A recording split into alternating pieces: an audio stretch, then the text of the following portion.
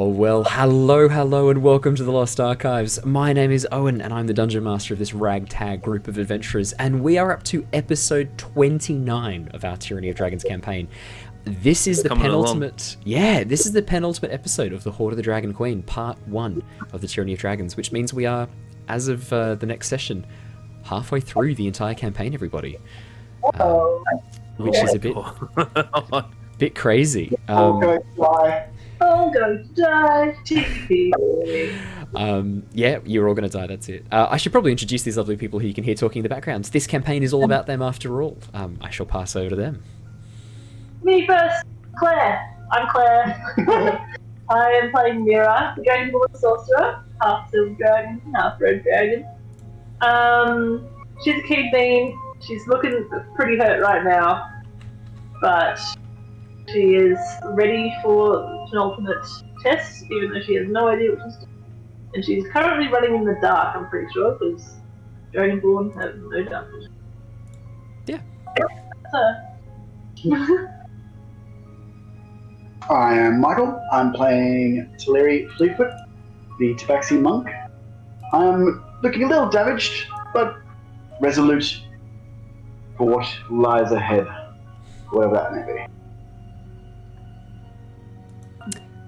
And Jared, you're the last one tonight. Sorry, hold on. I'm good. My mic wasn't working. I actually went to introduce myself, and I'm like, wait, why is no one why is no one popping? Why is no one responding? My mic is a little busted since I dropped it. Anywho, I'm Jared. Unfortunately, it's only 3 of us today. And who are you playing, Jin. Jared? Yes, I'm playing Jin, resident changeling.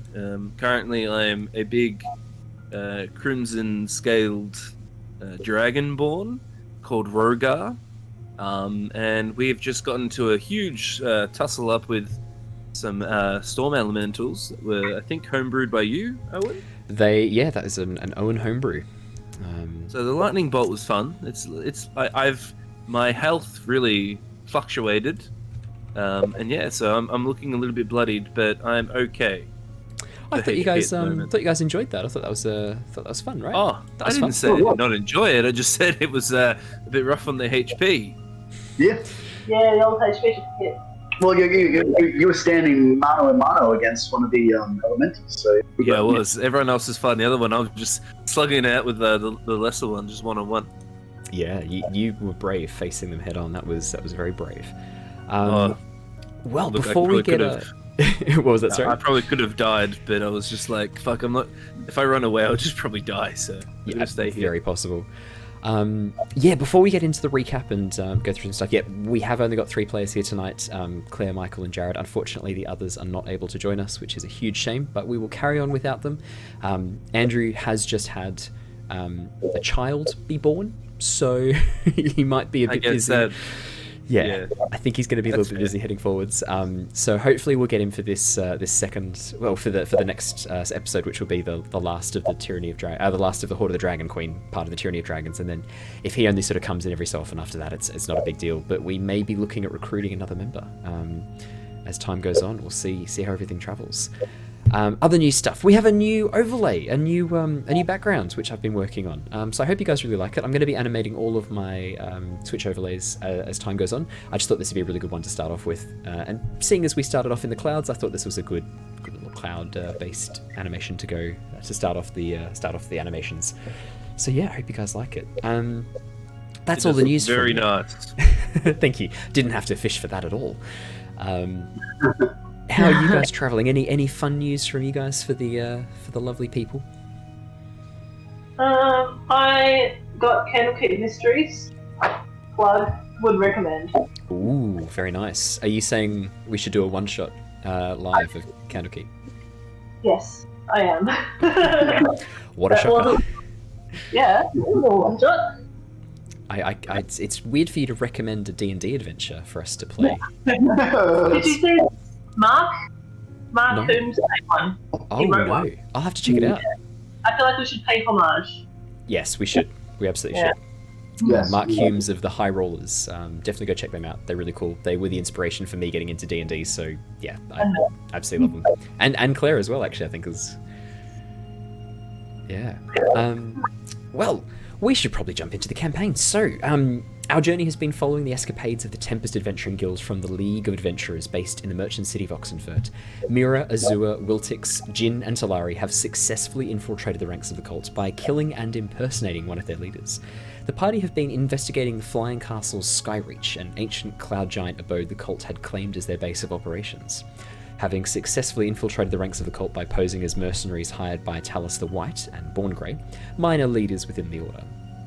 The group have managed to convince Aasimar, the holder of the Black Dragon mask, that they were sent to prevent sabotage by the enemies of the Order. After exploring the upper levels of the castle and having an interesting conversation with one of the ogre guards, the party decided to enter an old, abandoned tower. Inside they came face to face with a vampire, Sandaisal Morja, who claimed to be the real owner of the Flying Castle and loyal to the cult in its previous form. Stating that she disapproves of the new goals, Sandaisal allowed the players to live on the condition they assist her in removing the gem which controlled the flight of the castle, thus allowing her to retake control. As the party left to locate the control room, the castle came under attack from air and storm elementals, and a dangerous battle broke out with the party only just able to push back the creatures. We rejoin the characters as they hurry down a long stone corridor, carved like a cavern into the mountainside as behind them the storm clouds begin coalescing once again into the familiar forms of the storm elementals. We pick up exactly where we left off last session, with you guys dashing into this cave entrance, attempting to flee into the tunnel beyond, out of the range of the lightning blasts from these powerful elemental beings.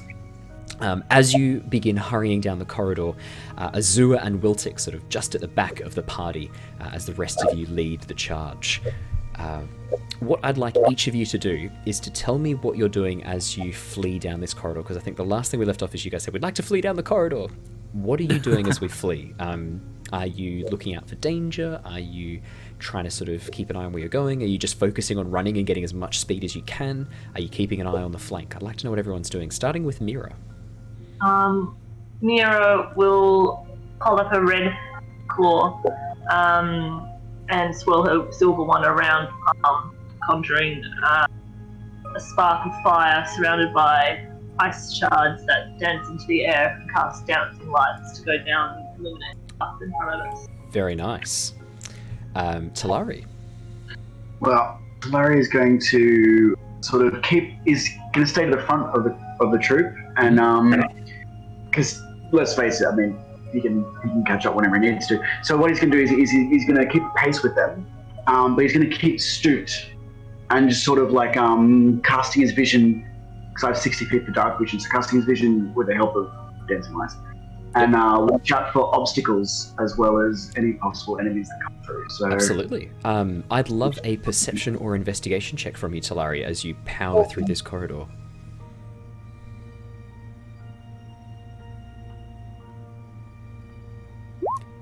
Natural 1. Oh, fuck.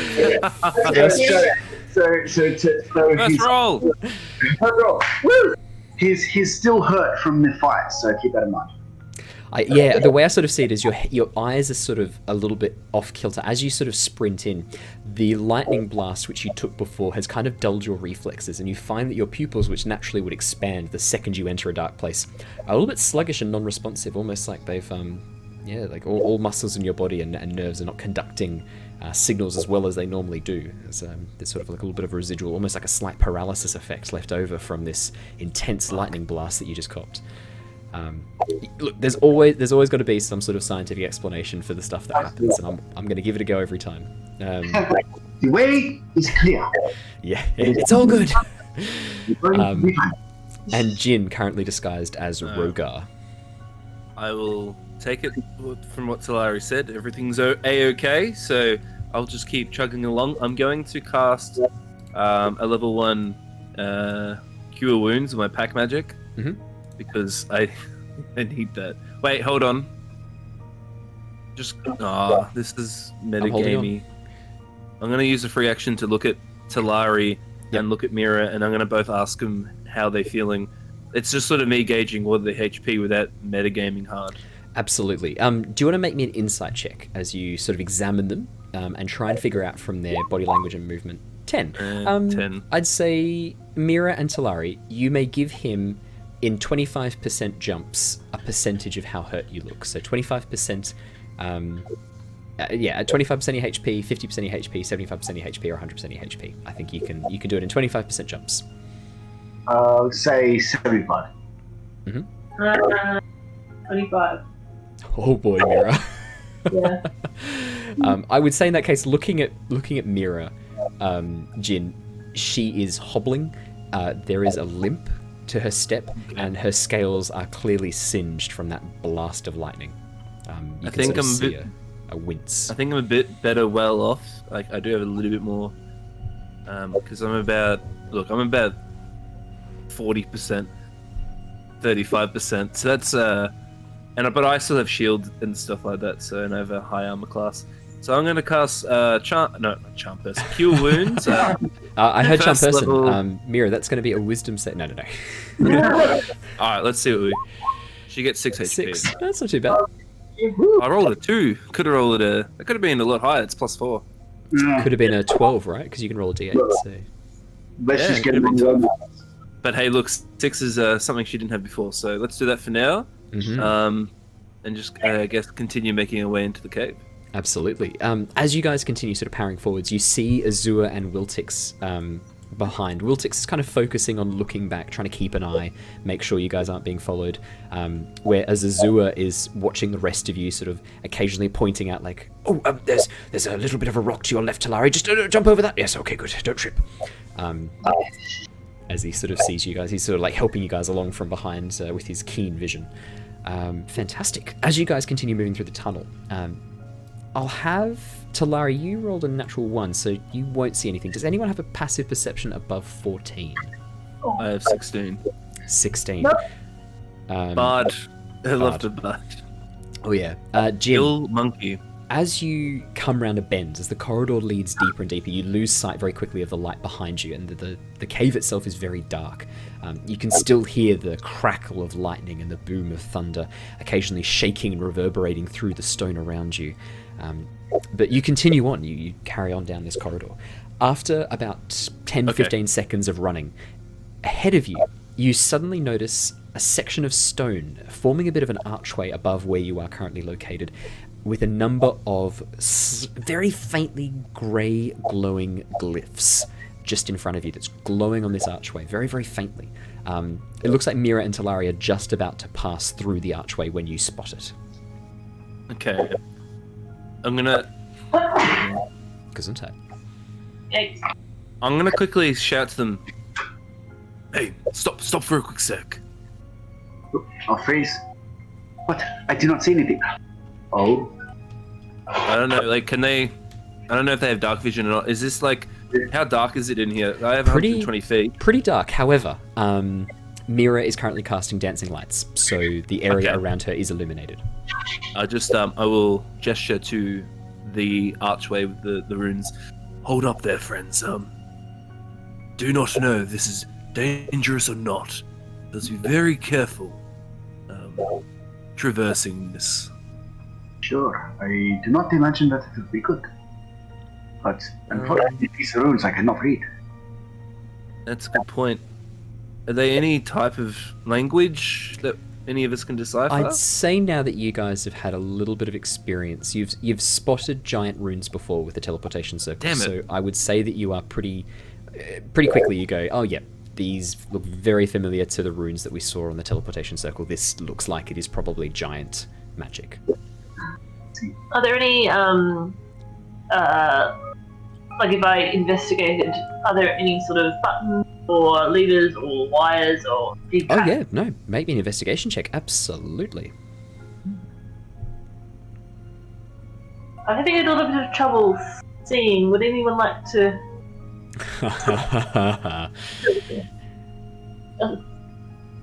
I could help you out. Talari will assist, it sounds like. You may roll with advantage. 20. Oh, Six for the first roll, 20 for the second. You had to fish quite heavily to get help on that one. I didn't really hear it. What was that, sorry, Claire? That's how you beat the bad rolls. Yeah, Power you of just, friendship. yeah, you just asked for assistance. Did you guys high five? Is that what I just heard? You can both take an inspiration point. That's ultra cute. Hey, I can't high five you in here, Owen. That's not fair. Oh. You know that Steph is welcome to join our sessions anytime. She's not here. Well, that's on you, mate. That's not on me. I'm gonna message her. Mira, as you have a bit of a look around, definitely no buttons or anything like that, but as you examine the runes, one of your dancing lights that comes a little bit close to investigate passes underneath the archway and immediately disappears. Oh. It just goes out instantly in a puff. Oh, okay. So the hall continues, but the magic did not. It seems to be. Did anything? Was it? Did the puff of did the dancing light just disappear and then nothing else showed itself like a portal or anything? Exactly right. The dancing light, just as it passed through the archway, just disappeared instantly. Just the single ball. I think there's three balls of dancing lights you conjure, correct? Yeah. Yeah. So you've now got two. There's and I would probably say, Mira, seeing as this is your spell, you do feel, because normally you can control them. You feel that control of that globe is gone. It's just gone. I'm going to pass my staff through there. Your staff passes through, no problems at all. You just see your staff just hanging in empty air on the other side of as you just literally hold it in midair. No effect at all. Just. I'm going to. Oh, this might be. Actually, hold on. I'm going to cast Prestidigitation. Mm-hmm. I'm going to. It says I can do stuff like create an instantaneous, harmless sensory effect, such as a shower of sparks, a puff of wind. Yeah. I'm going to do just a shower of sparks at the thing and just sort of see what happens to the shower of sparks, if it disappears or not. Where are you positioning the shower of sparks, just so that I can describe this with the most accuracy? Okay. Basically, the archway in front of it, and where the dancing lights disappeared. Yeah. Okay. So the sparks, the shower of sparks appears in front of the archway. What you notice is as soon as one of the little sparks crosses the threshold of the archway, disappears. So it's almost like they're hitting an invisible wall and disappearing on as soon as they touch this invisible barrier. And then I wonder, my friend, what would happen if you did it on the other side of the door? Can I go around to the other side, Owen? As in, when you count it, you start it from the other side and see. Do I have to walk through it, or can I go around it? You have to walk through it. It is flush with the stone walls and ceiling. Oh. I do not know how much it works. I love how in Dungeons & Dragons, all you have to do as a DM is have a slightly different coloured section of stone with some runes on it. And look what it does. They're losing their minds right now. Look at them. Hey, have to be careful. The door is the worst enemy. It is CR40. Oh my god. I'm gonna do a perception check just to see if there's anything coming up behind us. If there's any other secrets that lurk in the absolutely. cavern. I'd say Wiltix is probably helping with that, so you may roll with advantage. So I was going to have Wiltix do that, so that's perfect. 8 and 12. It wasn't great rolls. As you look back again, you can still hear the occasional of thunder reverberating through the stone. No sounds of footsteps, no lights coming from behind you, just the faint glow of the outside air ahead. Actually, probably you would hear the whistling of the wind as it comes through this sort of narrow opening. It sort of makes this very, almost like a tonal wind whistle. I can probably go. Oh, I don't know if we're picking it up because of noise suppression. Oh yeah, that's fair.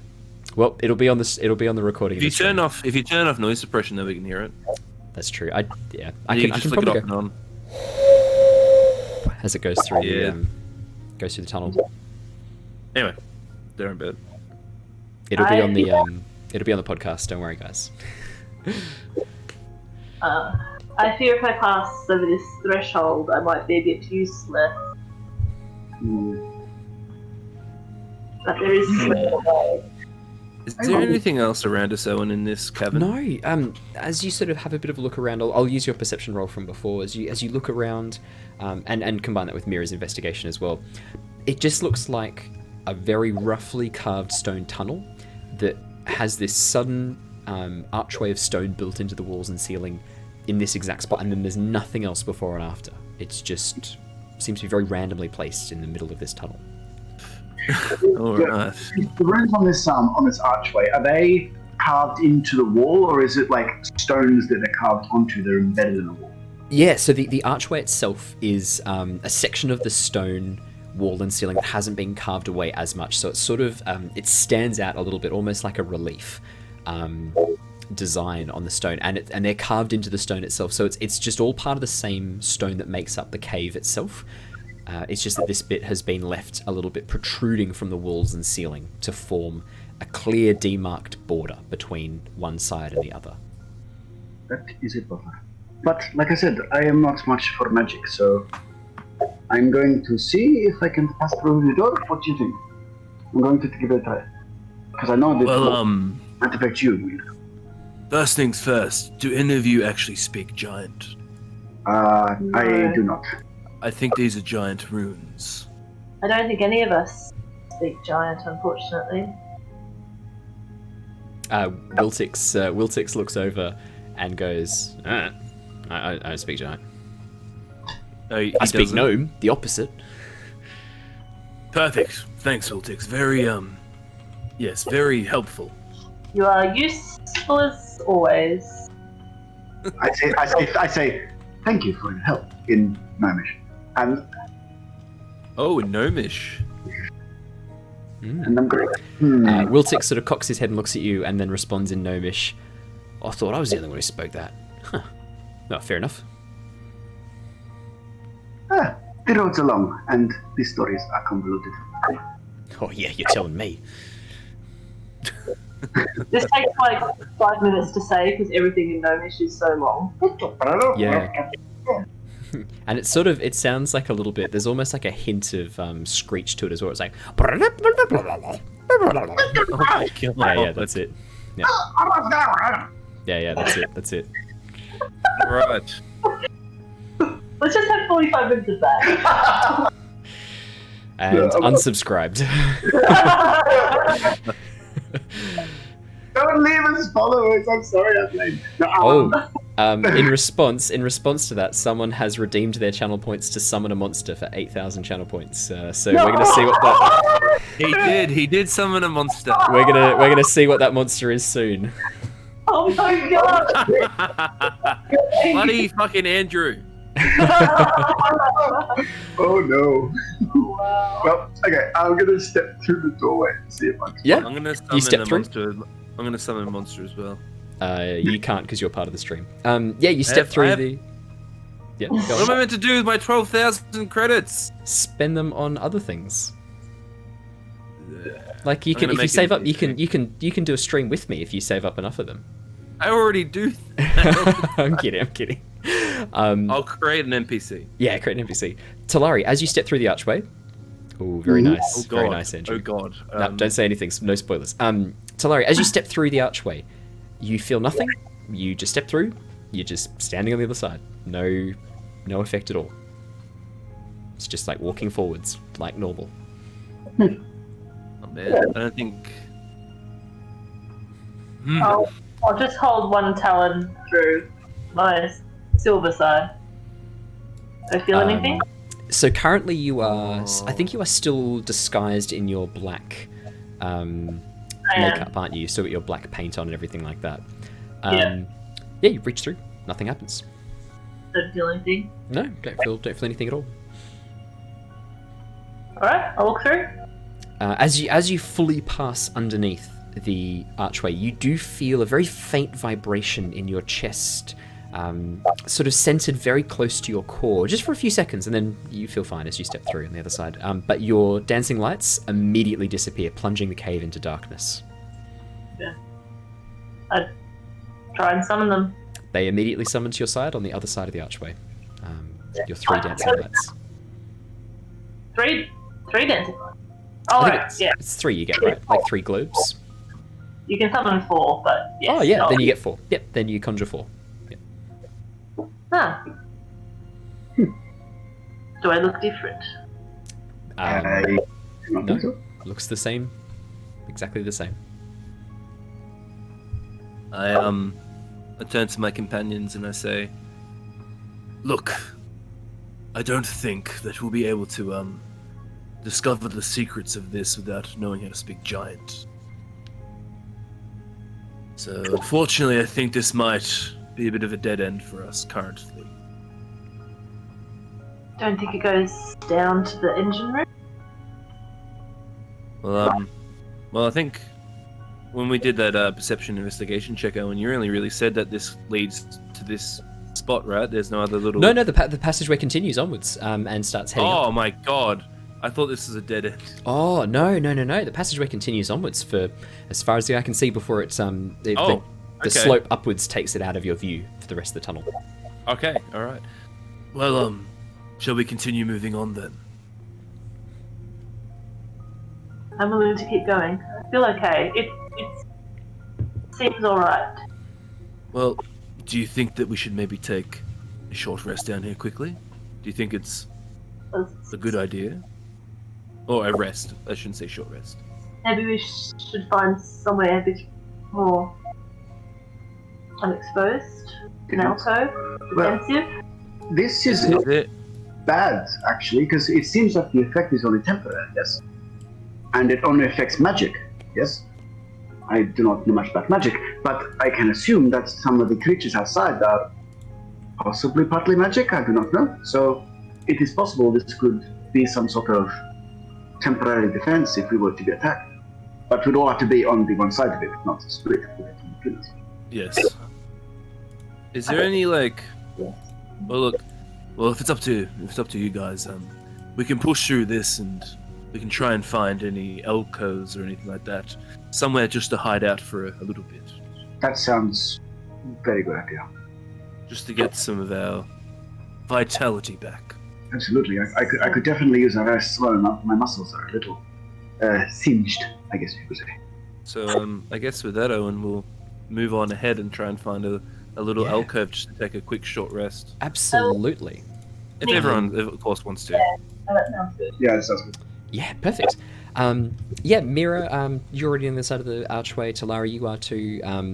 Jin Alerian, Jin disguised as Rogar. As you pass through, can I have you make me, as you feel this tugging at your core, a strange sort of tingling like pins and needles moves up your arms. Could you please make me a Constitution saving throw? Yeah. Forgot about that. 17. Yep, the tingling subsides after a few seconds. That pins and needles sensation leaves you as you pass through the other side, and no more effect. You feel fine once again. I know I did an insight check way back. Can I do another one to try and just sort of... I'd say this would probably be Arcana now. We're heading towards an Arcana check, right? Yeah, because you want to know what was happening. Arcana's not crazy, but I'll try. Absolutely. Okay. 16. It felt like the magic that helps... The magic that you use to help change your form, because it's not a fully natural process. It is a magical process that you do to take on the appearance of others based on what you've seen. I have no idea how changelings work. It's a magical effect, definitely.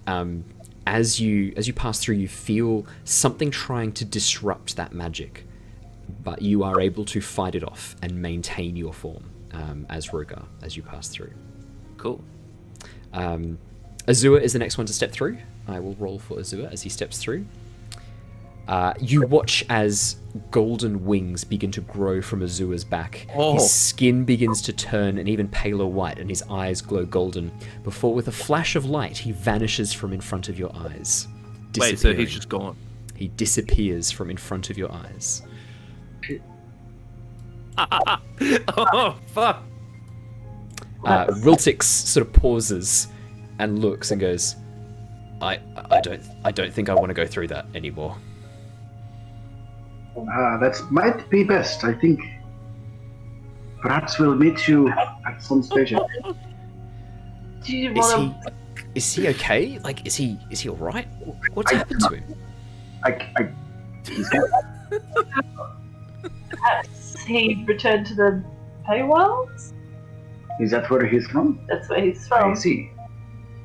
Or he exploded in divine light, which I always expected he would do one day. Have Have me and Talari and all that, have we seen that form before? You guys have caught a glimpse of it back in the forest. Oh no, Jin, you never have. Actually, Talari, you haven't either. No, it's only Mira and Wiltix who've seen that before, because that was back in the forest when you guys came up against the stag. But Yeah, even with then, the like, bow. it was only like a little flash, not like glimpse. that. Yeah. Yeah. Good. That's then that's definitely new for you guys. Yeah, that's the first time you've seen that. Mira, not for you. You've seen glimpses before. Mira, what the fuck was that? Look, I've never seen it to that extent, but he has another form. He's divine-infused soul he shares with his brother. It's not that strange, in the grand scheme of things, right? I Wiltix guess is like, not. Wiltix goes, well, I share my soul with a wolf, so yeah, I guess that's not that weird.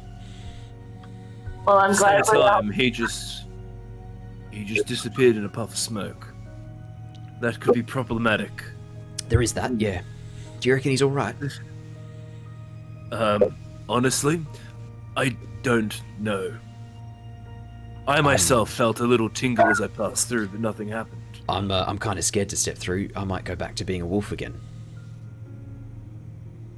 Well, I honestly, I can't, I don't know. You can try, but you might just revert. What do you guys think? I'll follow your lead. What do you think? Right. Talari doesn't know, but how magical is his transformation? The few times you've seen it, his body like doubles in mass and size. That mass and size has to come from somewhere. So he's oh, sorry, character. So Wiltix, when you what is your original form? Is it Wiltix or is it the wolf? Well, Wiltix or Wolftix is what you're asking. Wiltix is my original form. Okay, well I assume you'll revert. I don't know how magic works, but that is my assumption. Well, What do you think, Mira? You're more versed in this. look, I do think that overall this is definitely magic based. Or it repels or it nullifies magic. Or maybe magic is used to sort of start the teleport process. I'm not really sure.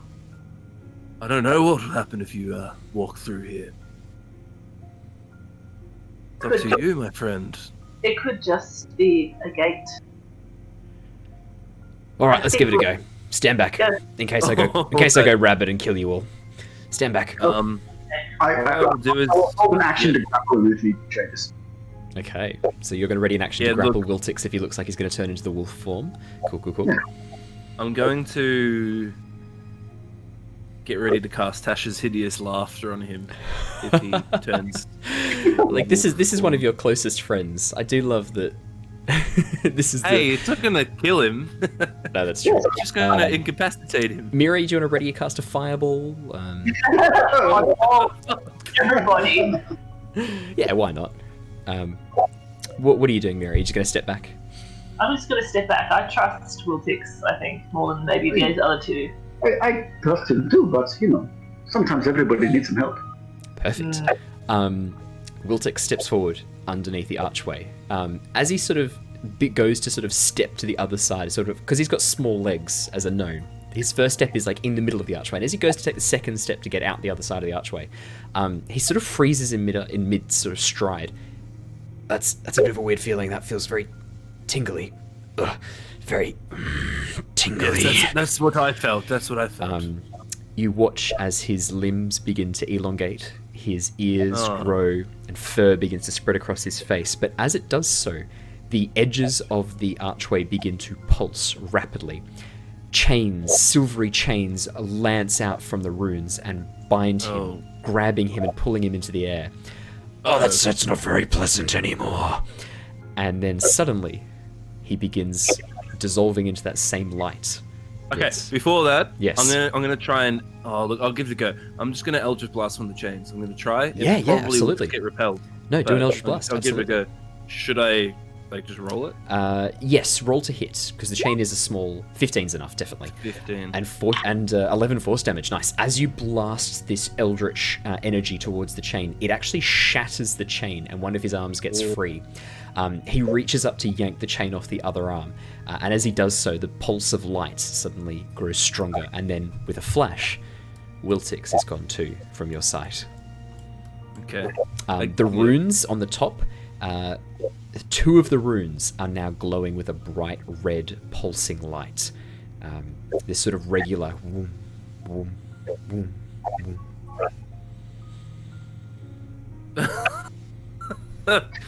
God damn it happened again. Yes. I'll let out a couple of swear words in Gnomish. Wiltix doesn't respond because he's just been dissolved. No, I'm kidding. Wiltix seems to be gone. And with that, the 2 players who aren't here tonight, they're gone. We don't have to worry about them anymore. Hey, Andrew and Simon, just sorry, you know your characters are dead. Yeah, they got killed by the light. The Wiltix and Azure seemingly vanished. Mira, you're pretty adept with spells, and you spent a bit of time examining the teleportation circle. Would you like to roll me an Arcana check, please? Read my mind. Probably won't help her because I was too busy doing an Eldritch Blast. Too busy trying to Eldritch Blast. 15. 15's good. 100% what you just saw. Again, you already knew that some of the runes along the top were very similar to those that you've seen on the teleportation circle, which immediately to your mind you think, okay, there's some aspect here that's teleporting. Looking at some of the other runes and the way they're pulsing, it almost looks like a warning signal. Your gut feeling as you look at this and examine it, this magic does seem to be some sort of internment spell where creatures that have certain magics are tested and potentially imprisoned or sent away or banished to prevent them accessing this area beyond where you guys are currently standing. There is some effect here to prevent certain magics from being allowed to pass. Well, in that case, I think we better press on to see if we can shut this system down. Yes, also we do not want to be where it's... That and we might even be able to find them somewhere in the castle. If they've been teleported. If they are still in the castle. With that, we quickly flash to the ogre who threw himself off the tower. As he falls, next to him in the air, 2 flashes of light appear. No. I'm kidding. At least he has friends. At least he's got friends. To fall with. They look at him, they both scream together. Yeah. And a random bowl of petunias falls by. And a sperm whale. Fantastic. What would you guys like to do? With haste. Yes, let's press on. Oops. I think we'll try and stick with the. Oh, yes. Right, all good. There we go. Let's see what we find. Sure. Yeah, let's try and find a little alcove and just collect our thoughts and get a short rest and just figure out what the fuck just happened. Fantastic. Absolutely. Yeah, I think that's a great idea. You continue on down the corridor for another 2 minutes before coming across a large open room. Tables and chairs are scattered around, and you can see there are the remains of what look like ancient food that has been left here to rot and turn to dust. But the chairs seem to be in fairly good nick. There's no signs of rot or decay on the wood. It seems like this is exactly what it would appear, some sort of resting chamber deep within the confines of the mountain. Are there doors on the Only another tunnel leading directly up a series of stairs to some larger open area beyond. What you can hear as you enter this area is the clicking of clockwork. Very loud, this large ticking of clockwork and the occasional sort of crackling of energy coming from that room beyond. Oh, God. Was there anywhere safe to hide before this room? Just the tunnel itself. You could definitely chill out in the tunnel, though, if you want to go back and chill out in the tunnel. You can go back and chill out in the tunnel. Good. We also could use his tables and chest to form some barricade. Right. Abandoned. Yeah. We should be okay. Are the tables and chairs humanoid-sized? Giant-sized, as with all the furniture in this castle. We could just hide under the table. Wait, is that possible for us to hide under the table? Oh yeah, 100%. Actually, one of the chairs is overturned. the three of you could sit comfortably with your backs to it, out of sight. Oh my god, okay. Yeah, this is for cloud giants. Cloud giants are giants. They're big. Yes, yes. This reminds me of the time I remember we were all shrunk to very minuscule size and running around. Oh, I do remember that. In the tavern. Yeah. Oh, that was a fun one shot. Maybe I should run that one for the oh shit, that's the one I'm gonna run for Harley and the other streamers when I do. That's because that one was great. That was It was great. pretty fun. No spoils then. Yeah, no, I'm gonna do that. Sorry, carry on. Yes, that sounds. Sure. It's Alright. Yeah, We'll hide in the little, or not the little, but we'll hide in the in one of the giant's chairs. Yeah. You guys just move around the other side and crouch down behind, and you feel like you're pretty safe in that location. You don't think anyone can see you easily. You feel secure. You may all take. Oh, sorry. Yeah, go. So as we set up for a short rest, I just wanted just to turn to Rogar and be like, "Rogar, my friend, it's been a bit of a strange day. I 100% agree. I did notice a couple of times you've inadvertently, perhaps, sent people almost directly to their deaths. I was wondering how this is. Is this a strategy of yours? Has it like? Are you okay? Like that's ogre just threw himself off the building. It's quite alarming. Well, the way I look at it is, the more squabbling and the more sort of mischief I create will make it harder for the cult. And I will admit that was not part of the plan. However, and I start sort of like becoming a bit like, not awkward, but I start like sort of stuttering a little bit because I'm trying to come up with something to try and frame it like it was my master plan. Yep. Okay. Okay. Go for it. Yes. Yeah. Look, it was a pleasant surprise, I guess. Look, it's I feel for the poor ogre that threw himself off, but that is just one more enemy we don't have to worry about, or one less enemy. Yes. Genius tactical thinking on my part. You can thank me anytime you like. Insight check. Yep, you may roll an insight check. Jin, you're not lying, so that would be a persuasion check because you aren't telling a lie. Persuasion. Now I rolled a 2. Oh man, plus 10 to your persuasion, Jin. My god, classic bard. That's because I made that a whatever it's called. Even worse. Hilarious. Oh my god.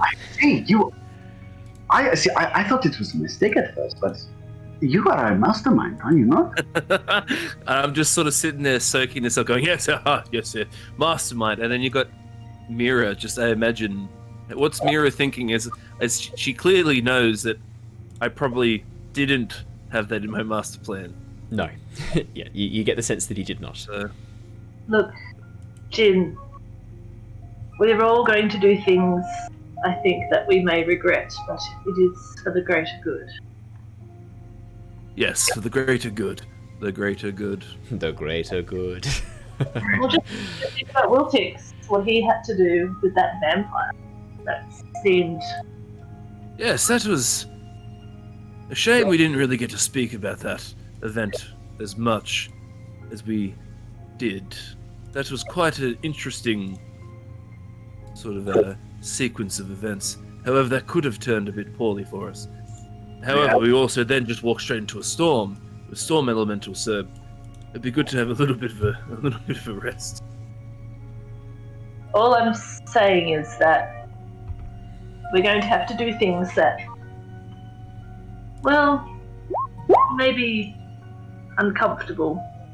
I mean, this is true. I absolutely agree, but, there is... I feel a very subtle line here between what is, for the greater good, for the cause, and what is just sort of wanton destruction, I mean, that ogre was perfectly happy to let us go. we would not have to have drawn blood. I'm trying to make myself feel better, Talari. I see. Sorry, I'm just trying to think. Like, yes, sure. I'd like to think there that we weren't all just chaotically going around and knew what we were doing, but... Well, Jin, reassure me, please. Well, look, I'll be perfectly honest. When I was going through and doing my little things, they were more meant to be just shenanigans, a little bit of a play around with the ogres. I did not mean for him to take it so literal and throw himself off the tower. It was not malicious.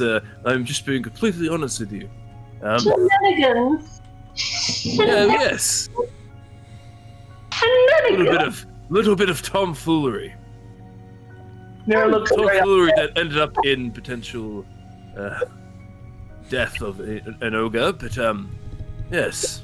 I mean, I can agree. It is the ogres are not innocent in this, but at the same time, I worry perhaps that it is not like the death of the ogre is like, okay, well, if he fought us, we would have killed him anyway. I'm just worried that if your shenanigans get things killed, that it could, I don't know, perhaps hurt you in some way. Is all, because we need to carry the deeds we cause with us. Yes. Moving onwards, we shall see how. Yes, maybe just keep the shenanigans to a minimum. Actually, when I think about it. No, I like your shenanigans. Do not get me wrong. They're hilarious, but it is. I just feel like that death was nothing if not shocking. Did not seem Yes, like that was quite shocking. He just. I don't even know.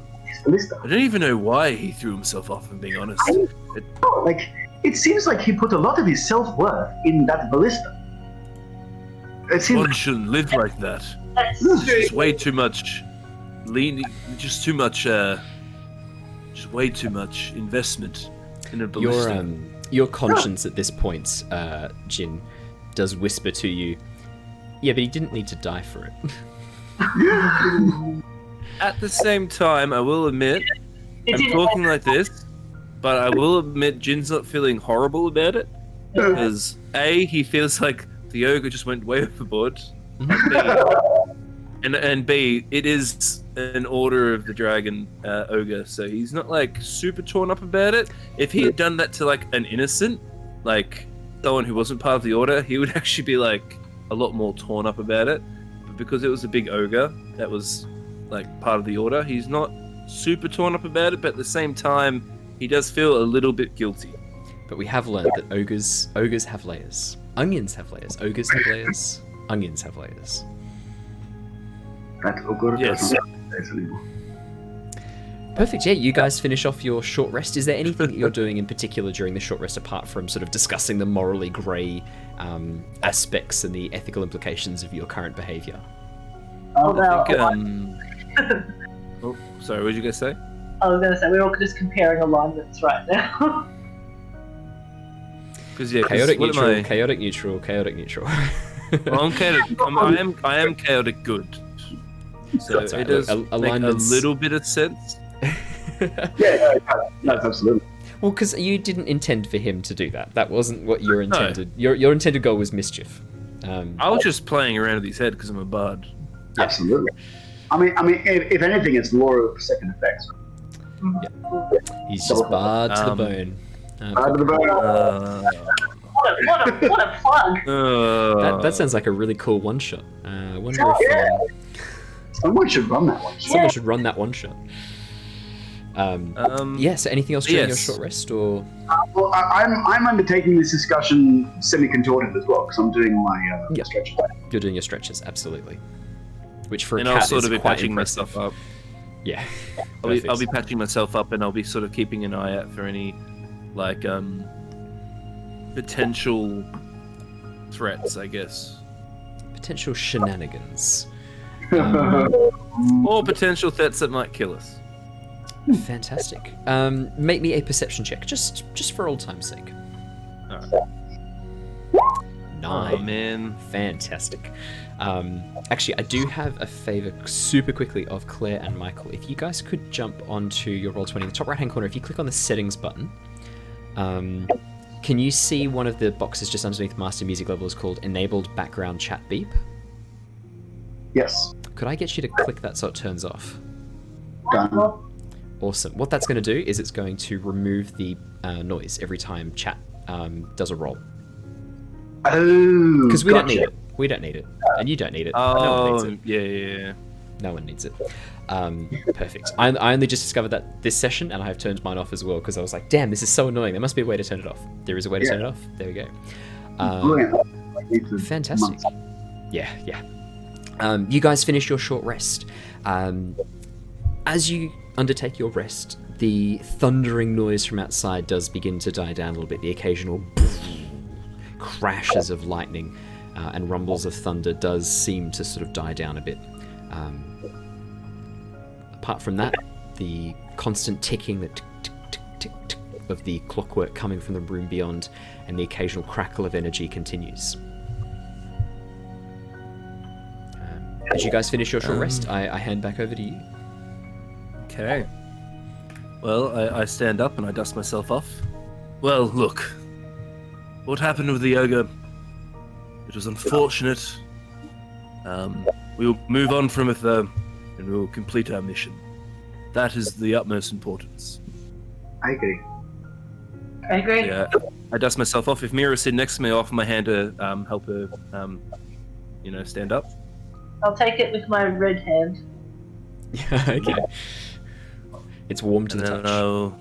I'll lift Mira up, and I guess we'll continue on. Fantastic. Should we be sneaky spies? Probably not a horrible idea. Please feel free to roll me some dexterity checks for stealth as I bring you across to the engine room. Do you both have dark vision? Because I think, Mira, you wouldn't have dark vision. Does Talari? I do, yeah. Okay. Oh. So I'll just say to oh god, nice. Problem is, I'll though, say Claire, to- that was the second roll, so 12, Yeah. 12, and then the natural 20 for the 22, unfortunately. I'll say to Mira, look, just stay close to either me or Talari. We'll help you I'll with dark stay. vision. I'll stay at the back. I'm at the back. Okay. Absolutely. Alrighty. As you guys move up the very, very large stone steps, which for you guys is almost having to climb up each one, you come to a corridor leading out into a large open cavern lit with all different colours of light emanating from these 4 large gemstones set into beautifully carved daises around a large circular platform. In the far end, an image, an illusion of the world itself spins and rotates, and below you, you see nothing but a sea of gears ticking and turning away, and the occasional crackle of energy across them. As you cross this narrow stone bridge, you can see in front of you this large open area, easily 60 feet wide, this large circular platform across these large ticking gears that are turning. The smaller ones turning incredibly quickly, the large ones, this gunk, gunk, gunk, as they rotate. Talari looking over the railing and his tail's twitching in time to the ticking. Yeah. Yeah, absolutely. This room is beautiful. It's disturbing. There. So Go it's on. only really, so it's just a bunch of like clocks and gear work around us. Massive gears. Gears easily 30 feet wide, some of them only 5 foot wide, but all of them massive, ticking away below. As you sort of look below, you can see glimpses of the stone floor through the gears, but you think anything passing through would just be chewed up by the teeth of these bronze and copper gears that are constantly sort of turning and ticking. Probably about 30 feet below you as well is when the gears starts. Look. This platform is quite high, it is quite raised.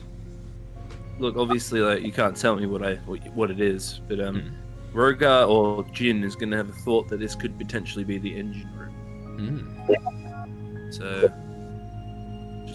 I will actually whisper that. Could this be the engine room? There's a lot of gears and such. I would say so, and even if it isn't, if we disrupted this thing, surely that will interrupt some of their machinations. Okay. I Shall we? to agree, but this is. Look at it. It is a symphony. It is.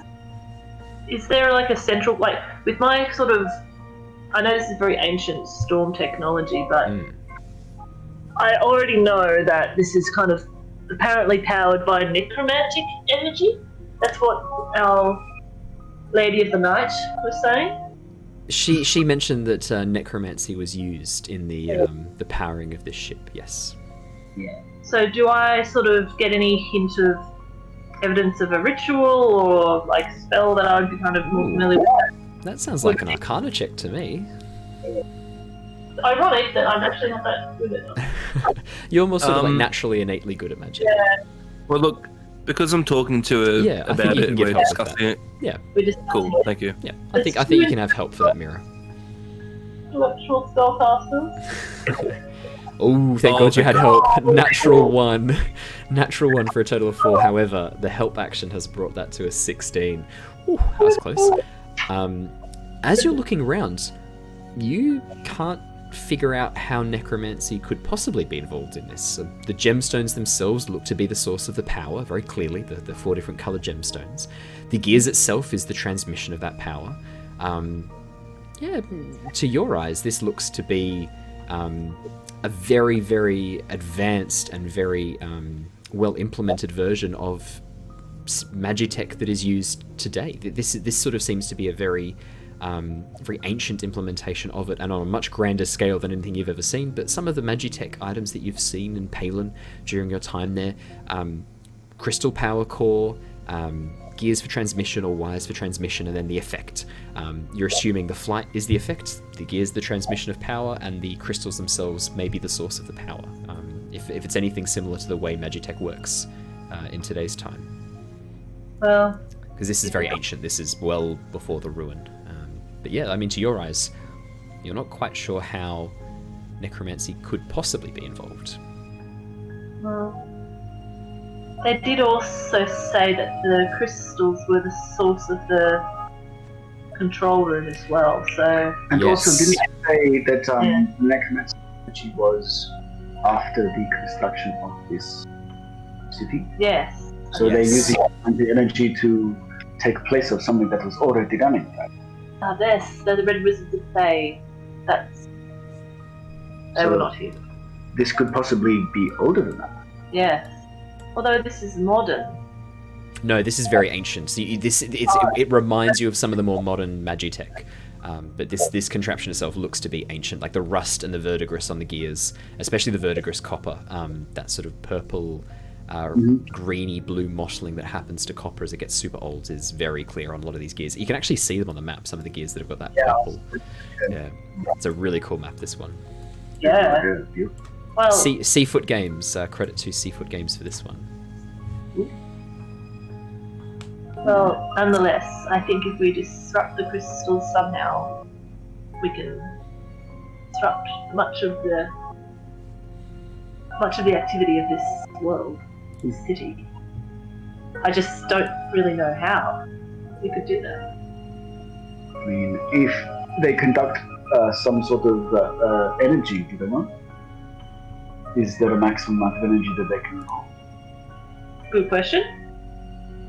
Is there a way I'd know that, DM? Is there a way I can connect with the crystal and kind of gauge its power? Like, that's a very sorcery sort of thing.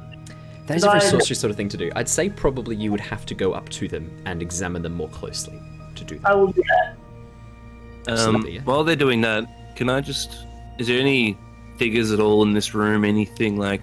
Is it just us and these crystals? Yeah, exactly right. Nothing that you can see. Apart from... I'd say the thing that really stands out to you is at the far end of the room is that illusionary globe of the planet itself, Nostea, which definitely stands out to you. You've Ooh. never seen anything like this. Oh, Yeah. okay. Yeah, this I'm gonna is do a quick perception stunning. check just in case. Yeah, absolutely. 23. Wow. As you have a bit of a look around, you do see around the dais that makes up the area where this illusion is coming from, huge amounts of clockwork parts that don't seem to be doing anything. Just massive piles and lines of these gears and plates and wires and springs and coils, all sort of basically like coiled around the entire breadth of and the entire width of this platform that is providing this illusionary version of the planet. But they don't seem to be turning. Some of them don't even seem to be connected to it. Like you can see wires connecting it to the rest of the clockwork below and above, but these parts just seem to be surrounding this illusion. And you're not sure what they do looking at them. They don't seem to be part of the design. Cool. Anyway, But I will say, actually, on the central dais, you also do spot a single black crystal jammed into the center of the dais, which does not look to be part of the original design. It is only about probably 60 centimeters tall, 20 centimeters wide, this jagged black crystal that has literally been speared into this metal. It's been almost, yeah, it looks like it's almost being hammered through. Yeah, it doesn't look like to be part of the original design. With a 23, you definitely see that. Okay. So let's jump over to Mira really quickly as you examine the let Mira do crystal. that. Yeah, Mira. Oh, you're going to go for the blue crystal. Fantastic. As you move over and begin examining the crystal, you can see that, yeah, massive amounts of energy are being channeled through this. And as you look, you realize the crystal isn't the source of the power. The crystal seems to be a conduit for the power. It's actually moving and diffusing and changing the power itself. But it's not the source, it's just a conduit. In fact, all these crystals look to just be conduits of power. Can I trace the power back? Absolutely. You can see that you can actually see the wires behind the crystal. A number of the wires are heading below and off to other parts of the ship.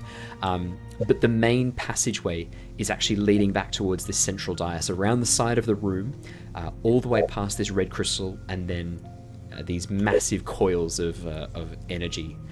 These massive coils of copper and bronze, which are hooking up to the central dais, and all of them sort of center around this protruding section here with the black crystal at its heart.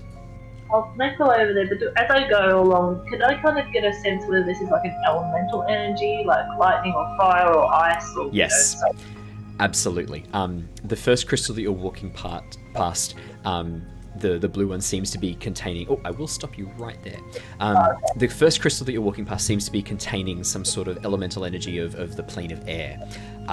There are like series of like condensation and clouds forming around the crystal, and inside the crystal you can see the occasional crackle of lightning.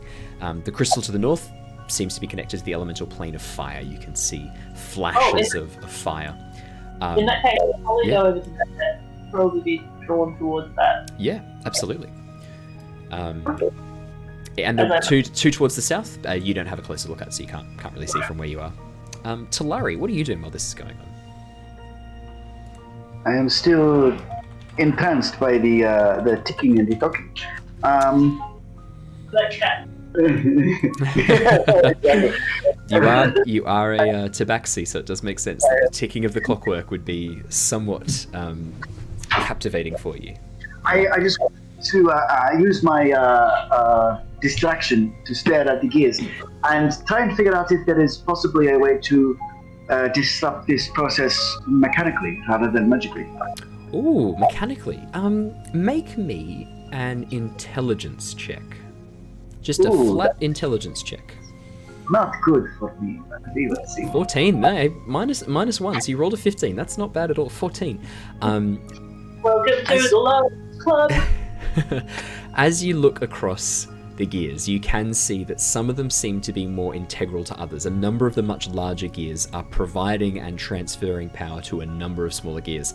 And as you sort of trace it back, you can see that underneath each of the crystal dices, there is one main gear for each crystal that is transferring the majority of the power from that crystal to the rest of the smaller gears around it. So underneath each dice, there is a large gear. So there are 4 main gears in total.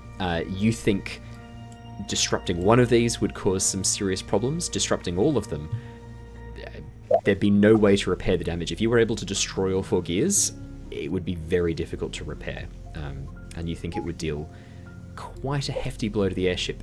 I'd say with your intelligence check of 14, you think that'd be enough to permanently cripple the workings of the airship, and you would come crashing back to Earth very, very quickly. Or sorry, crashing back to Nostea very, very quickly. Yes. And one more thing, as I'm contemplating this, did we find? I'll turn to Roka. Roka, my friend. Did we ever find out where our friend was holding up that airship that we came in on? Ooh. Because I remember him saying he was going to hang out in the barracks, I believe. But I don't think we ever found out who that was. Oh, that guy. Let me check my notes.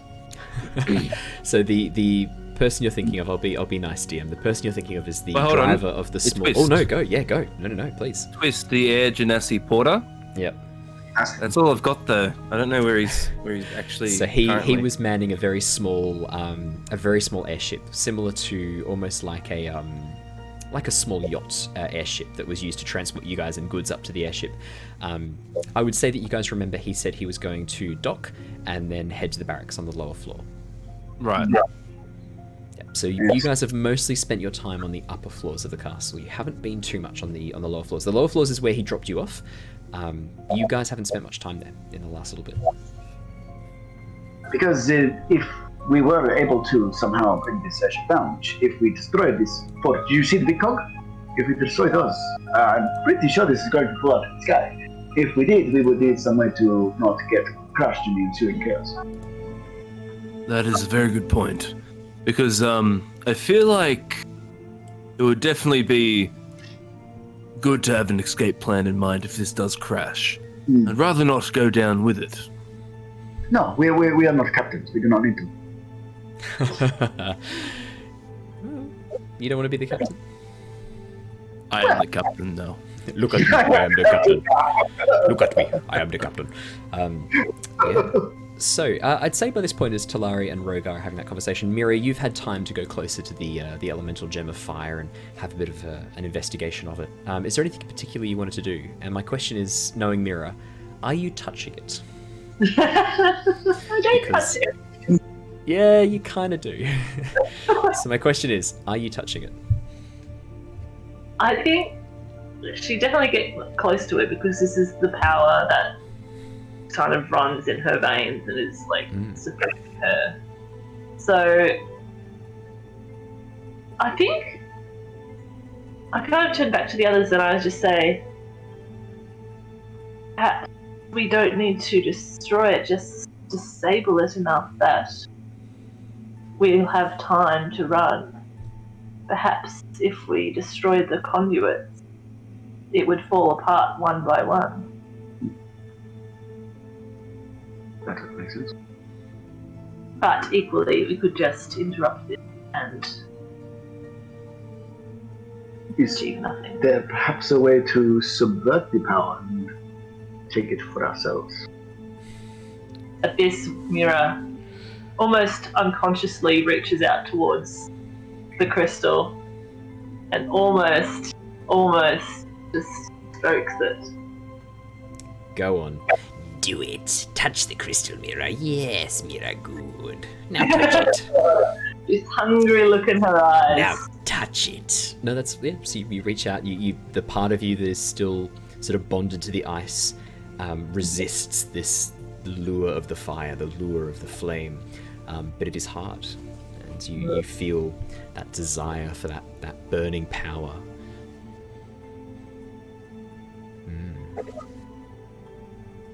But you don't touch it? I'll roll for it. Okay. I think that makes sense.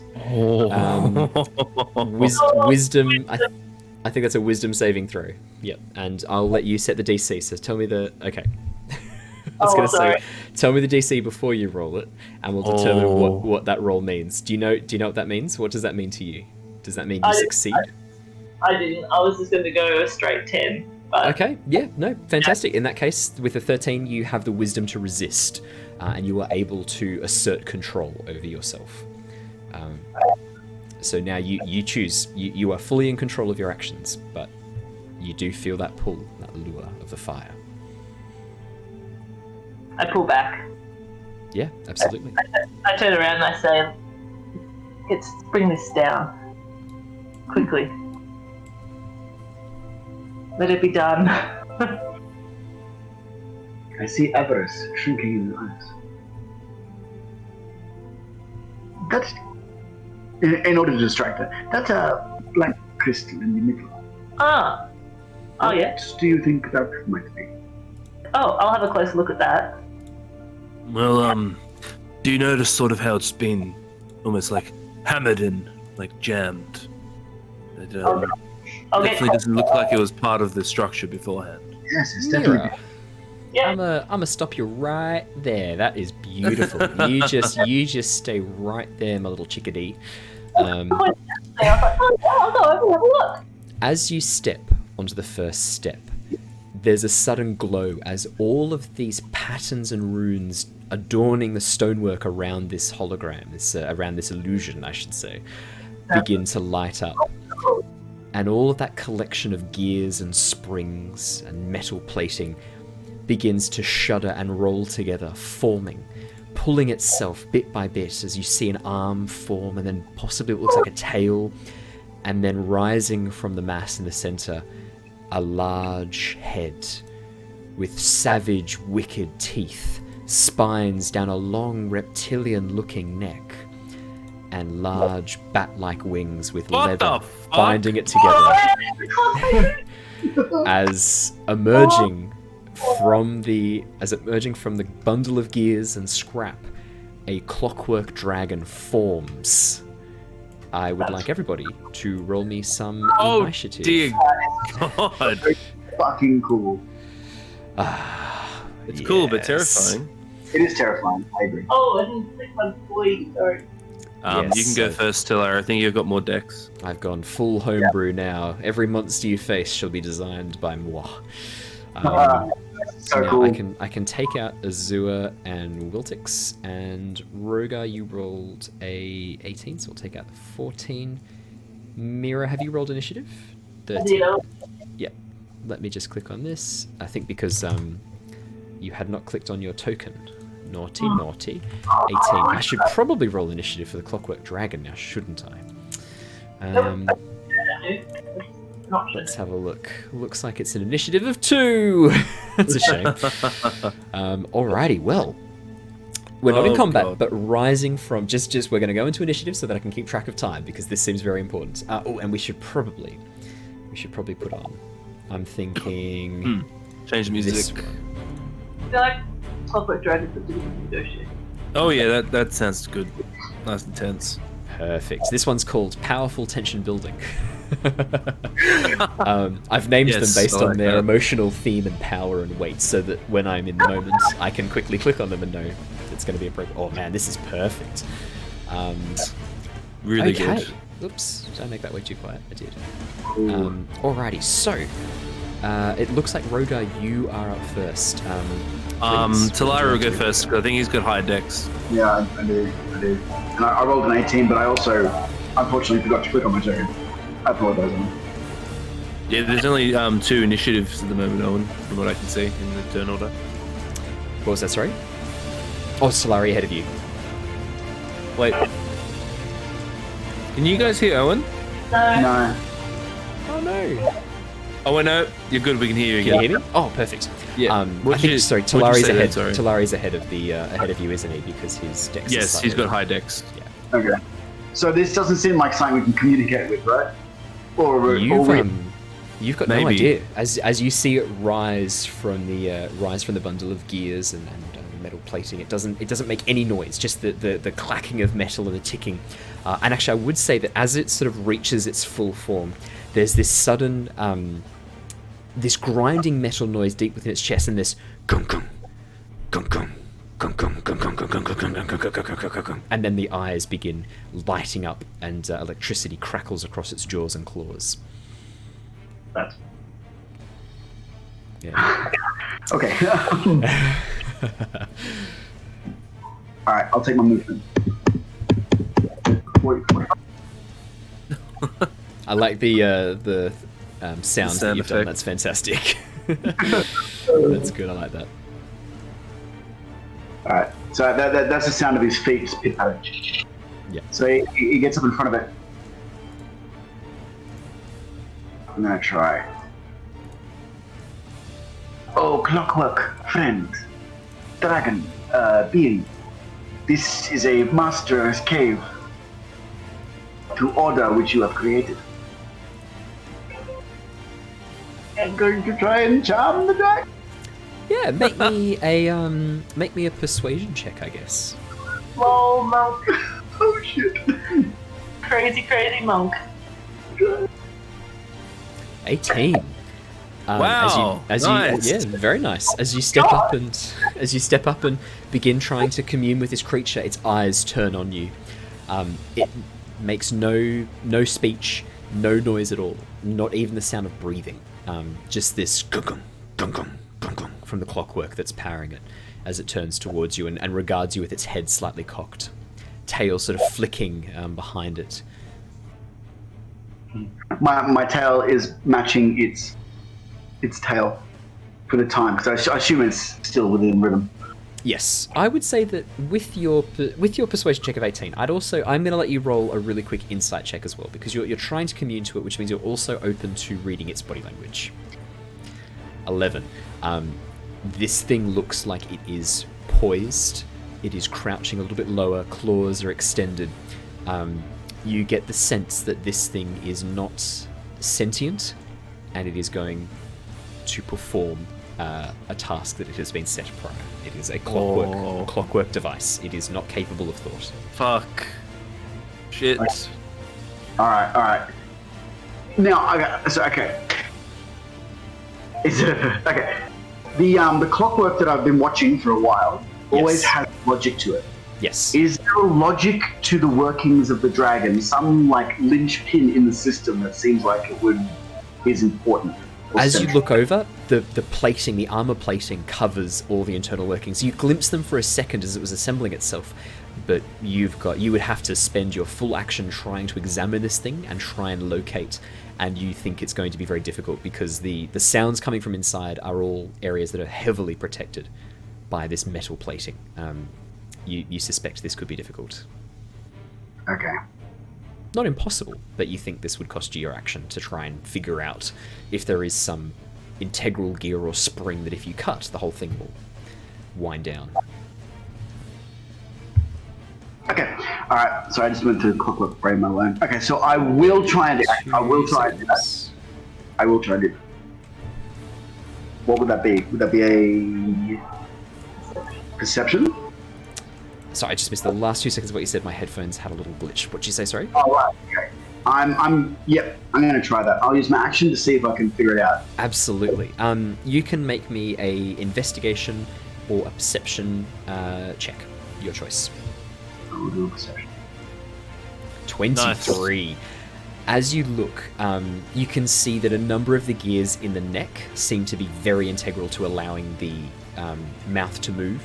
You can see there are some gears in the shoulder, just visible, that are integral to allowing the legs to move and the claws to work.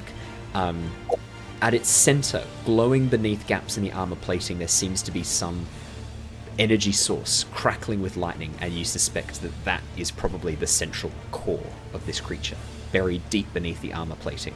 But you can see that, there are sections of the neck and sections of the shoulders that you think might be prone to damage that could potentially cripple this creature. Fantastic. All right. I will continue to twist my tail in time with its beat, and then I'm going to spend a key point to take patient effect. Absolutely. Rogar, you are up next as you see the Clockwork Dragon. Okay. Semblance. I'm going to 5, 10, 15. Just try and get us sort of like spaced out. Look, I wouldn't know the information that Talari just got. I want to do a check. I want to try and figure out just judging by looking at it and how it's structured and how it's built and anything else, like I want to sort of get like a sense of its capabilities and then sort of compare it to our capabilities and see whether or not we could actually take it. I imagine something like that would be an action. Yeah, I'd say that could be insight, because you're sort of using your battlefield insight, or perception or investigation. And I'll give you different information depending on which one you pick. I think, because I'm going for more like a combat capability thing, I think perception, I don't know, like, it is my better role, but I think insight might be the better one. Absolutely. Yeah, okay, let's go with that. 17. Oh, okay, good. As you examine it, you think this creature is very... its size is that of maybe a young dragon. You think, looking at it and the way it's moving, you think you guys might have a chance here. Looking at its armor plating, it's still made of bronze and copper. It's not made of like titanium or mithril or anything like that. The gears themselves, you think, if they're damaged, it's going to cause some serious problems. Although the lightning crackling across its maw and talons does give you pause, you think it could deal a bit of damage if it's given the opportunity. Cool. All right.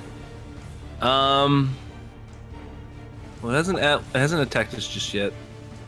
I'm gonna use a free action to say. I'm not gonna say it loud. I'm just gonna say, guys, what is our play here? Are we engaging this or are we backing off? Like free action. When they get to their turns, they can reply back. Or you can have it as like. I'd say that's a free reaction basically to respond, because you guys are all together in the initiative order, so that makes sense in my mind. Well, I will relay as much of the information I found out as possible. There are weak points on his neck, and I believe the cord is in his heart. I also have a feeling that we could do this. Okay. Mira, what do you think? Should we attack it? Engage it? Let's do it. All right. Cool. Alrighty. Let's throw down. Yeah, what I'll do is then, I'm going to bonus action, I'm going to cast Hexblade's Curse on it. Yes. Yeah, so there's no, I don't like elect anything. So it's just got a Hexblade's Curse, and I gain 3+ bonus to damage rolls, score a critical hit on a 19 and 20 and regain 6 HP if it does. Fantastic. I will mark it with... I reckon this one makes sense. The chain in the heart. Cool. All right, so well, for podcast viewers, so as I'm sort of like circling it. I'm sort of trying to, like I said, taking its capabilities, sort of compare it to ours, and realize we're on a good playing field, and talking to Talari and Mira as well, just getting a little bit more intel there. So I've sort of obviously all of us have come upon the decision that we can take it. And it's probably it's a good idea too. It's pretty pivotal, I guess, to like sort of take it in combat, because we could really disrupt the castle here. So as after chatting with them, as I'm stalking it, I sort of fling these. I'm gonna change up a little bit. I'm gonna have like these spectral sort of like spectral green chains appear in my hands. I'm gonna fling them into the ground, and then they're gonna appear around the Clockwork Dragon and sort of start latching onto it, and that will be the Hexblade's Curse. Fantastic, I love it. Alrighty, and did you say strength? You were Hexblade. Oh no, sorry, Hexblade's Curse. Sorry, not Hex. Sorry, yeah, you're right. Carry on. So that's your bonus action. Any action? Yes. Oh, my action was to. Oh, Hexblade's Curse. Yes, sorry. Yeah. Oh, Hexblade's Curse is bonus. I'm pretty sure it is a bonus action. Hexblade's Curse. Yeah, it is. But wait, the capabilities, like I thought that was an action. Oh, I'd say that's a free action to sort of size it up. Okay. Yeah, that's a free action. Okay, cool. If I got an action, then yeah, absolutely. Well, you guys are pretty battle hardened. You can size up a foe in a couple of seconds. Looking at them. Cool. Yeah. Even better then. And you literally saw it form out of like the composite parts. So I'd say yeah. All right. I'm gonna cast heat metal on it. Yes! Yeah. Absolutely. Oh, okay. That rolled my fire damage. Fantastic. Yeah, because it just takes the damage. Perfect. Yeah, sorry, it's really big, but no, that's fine. That's just Choose a reminder. manufactured metal object. Absolutely. Now, the question is, can you do it to the entire creature? The answer is no. You can choose one of the armor plates, however. Okay. Yeah. So which one? With the information given, could you choose a cog in the neck? Yeah. So was that one of the ones that you sort of described? He did call out the weak points are the neck and the shoulders, is what Talari said. All right. Well, I'm going to concentrate on the area, all the plates and stuff around the neck as much as I can sort of get, I guess, with the spell. Yeah, absolutely. Fantastic. As you concentrate and push out this energy, the cog that you can sort of see coming out from the side of the neck there glows red hot. And as it does, it slightly expands, pushing aside the armor plates ever so slightly. The creature shakes its head violently, and you notice that its jaw begins to hang off on a very slight angle as it takes... looks like it takes a little bit of damage as this gear glows red hot and seems to deal some internal damage. Very cool. Very cool. Alrighty, I think you've still got movement if you'd like it. Just quickly. Okay, yeah. Hexblade's curse doesn't apply because it's not a damage roll. Cool. Yeah, that's fine. What I'm gonna do is I'm gonna stay where I am. Maybe just move back a little bit. I sort of want to be within range so I can run in, but I sort of want to keep a space just in case there's any AOE. So I'm pretty happy where I am. Yeah. And yeah, I'll pass it to Mira. Mira. Mira, what would you like to do? Mira. Mira. I'm glad you all stepped back. It's a fireball. I can sense it. Well, Oh my god. First of all, what I want to do is I saw this creature, but I also want to have a quick look at the black crystal. Is it like glowing? Is it connected to this thing? Is it sort of like, can I get a sense of what what role this is doing? Did the Clockwork Dragon come from the crystal? No, that was the bundle of it's the bundle of parts and gears and things that was sort of scattered around and assembled around the actual dice itself. That's what I was describing before. All those composite parts that seem to be making up this area. Yeah, of course you can examine the black crystal really quickly. I'd say that's a free action. Just sort of quickly glance over and look. So I'll describe it again to you physically. So what you see is a large black crystal, maybe 60 centimeters tall, 20 centimeters wide, that has been jabbed through the metalwork here. What looked like finely made controls and very intricate connections has just been shattered as this crystal has been driven through the center of the control panel here. As you sort of glance over, Mira, and you're quite close to the crystal now, it has a very strange purplish shimmer to it. It looks very odd. Something feels very off about it to you as you look at it. Okay. Well, let's see if it burns. I will cast Fireball. Are you going to move back a little bit? Yeah. 10, 15. I'm going to back up towards it. Unconsciously, I guess. And I will cast Fireball. Yeah. So, make a dex saving throw, please. I would love to make a dex saving throw for you, Claire. Let's roll it. Yeah. I'm not sure if that changes. Ooh, 15. 15? Nope. Yeah. Alrighty. And what's the range of the fireball? Is it 20 feet? It is 20 feet. 20 feet. Let's just quickly, so that we can see how large that is. Yeah, perfect. There we go. Did he fail? Yeah, he fails. Yeah, so 15 God, is. I think 15 you said was a fail, Mira. So yeah, he fails the roll. Would you like to roll me some damage? It also ignites flammable objects in that area. What was that? Sorry. Ignites flammable objects. Absolutely. Ooh, 25 damage. Nice. He does not like that.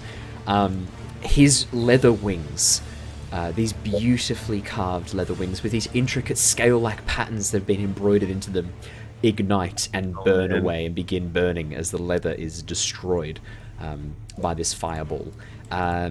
Some of the metal components that are joining elements of this hologram and illusion together begin melting as well and catching fire. It looks like you are damaging the control panel quite significantly as you do this.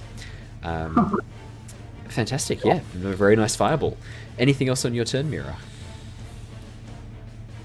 I've moved backwards. And I'll leave it.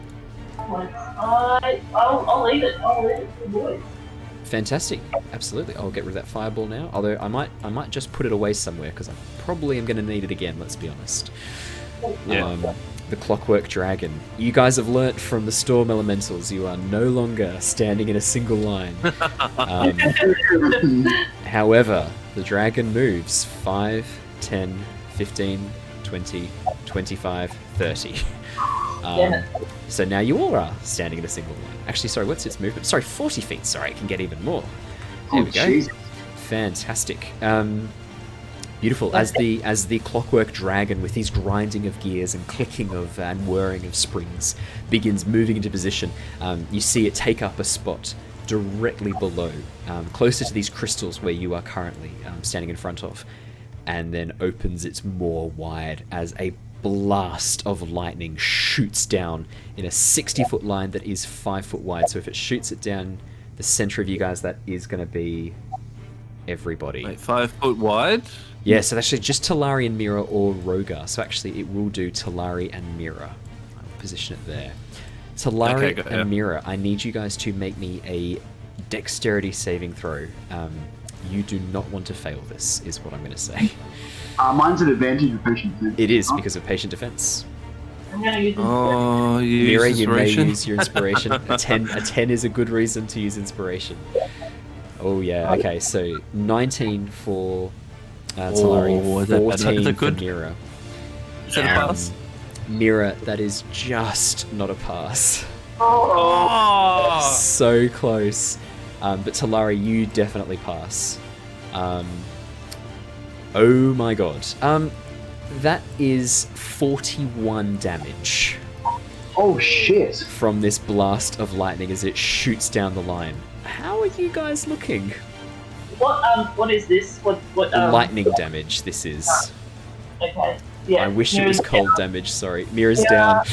Down and was nearly out. Oh my god. How are you looking, Talari?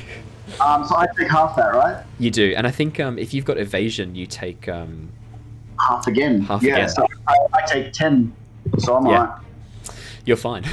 This basically Talari just jumps in the air, and the full force of this lightning as it crackles down the line just strikes Mira, burning through you, Mira, as it. Yeah. Wow. Sorry about that. That's okay. Alright, let's Talari, let's you are next. In a line again. I'm next. You are. I'll look back at Mira. Mm-hmm. Can I use my reaction to talk to him? Yeah, of course you can. I'm just gonna say, Talari, don't worry about Mira. I've got her sorted. Keep going. Pummel that fucking thing. It's really creepy. This dragon's not roaring. It's not making any noise. It's actually a little bit creepy, I would say. Oh, yeah. Because it is made of clockwork. Yeah. Well, his anger and the static electricity in the air has caused his hackles all the fur to raise in the back of his neck and down his spine. He doesn't answer with words, just hisses. Yep, nice. I'm just going to launch myself at him. Absolutely. So, absolutely in range, and I'm loading. So what I'm going to do is I'm going to do attack, which is 2, bonus action. I'm going to go flurry of blows, and then I'm also going to throw a stunning strike down. Ooh, very nice. I better roll a Constitution save. So it's going to be 2 key points. Ooh. Yeah, so roll your damage, and then I'll tell you about the results of the stunning strike. 24 is going to hit. 24 is definitely going to hit. Okay, so the two 24s absolutely hit. The 14, not so much. The 15, not so much. But the 2 24s, absolutely. Ooh. Alright, so I roll damages for those. Yep. And that's 2-handed damage, so that's 20. Absolutely. So he throws himself forward with the rage of a cat that's just been dipped in something wet.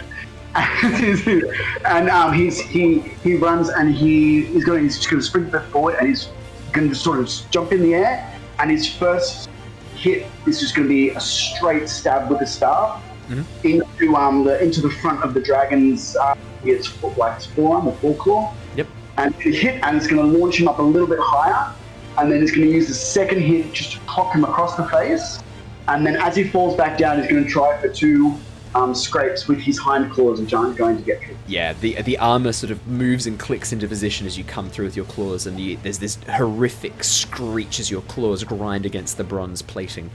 But yeah, you can see significant dents and a number of broken gears and a couple of springs poking out from the edges of the armor as the creature's movements become slightly jerkier from your attack. Fantastic. And how did he go with rolling the DC save, which is 14, by the way? Oh, I was going to say I rolled an 11, so that's a fail. And this thing is not immune to being stunned because as you crack in, you actually knock one of the gears out of alignment as you knock the teeth, and the whole thing shudders to a stop and freezes in place. What you do notice though is from inside this creature, you hear clicking start, this tick, tick, tick, tick, tick, tick, tick, tick, tick, tick. And you can see the gear is basically what's happening is that the crackles of energy are starting to move the gear back into position that you've knocked out. But for the moment, it is completely immobilized. That's how we're going to explain. That makes. Yep. Yeah. Okay. It's just flavor for how to explain stunning strike on a clockwork creature. Anything else on your turn, Talari? Did you want to move at all? Nope. Cool. I'm close to distance, but nope. Yeah, no, absolutely. Stay in combat. Just thing. Yeah, move up. Yeah. All right. I'm going to circle over this way. Yep. I'm gonna sort of. Okay. So bonus action. I'm going to cast healing word on Mira to bring her back up. Yep. Bonus action healing word. Roll me some health. I'm just gonna do that. Yeah, I'm just gonna do that as a level 1. So, 5 healing. 5 hit points, Mira. You're back. Look, you're not making death saves. So hey, look. That's always good. Yeah, exactly. And she's back up, and she can use her turn to do something. Yeah. So I'm just gonna. Cool. So yeah, I've got Mira up, and yeah, I'm just gonna pummel him with the Eldritch Blast. Gonna be aiming for that sort of neck region again. So concentration spells. My heat metal is still up, but it's a bonus action to use it again, so I can't do it this time round. Yep. But I'm just gonna sort of pummel where I have done the heat metal. Yeah. Eldritch Blast. Yep. Fantastic. So, yeah, roll to hit. So it's 10 but I take it that's not very good. Yeah, not quite enough. As you blast this eldritch energy out, it just dissipates against the metal armor of this creature, which seems to be very tough. All right, one more. Eldritch Blast. 18's good. 18's going to hit. 14 Fuck force damage. And that's 14 force damage. Yeah, as you strike through. Plus the necrotic energy from Hexblade's Curse. Plus, it just says a +3 bonus to damage rolls. Yeah, doesn't actually say. I think pretty sure it's necrotic from memory for Hexblade's Curse.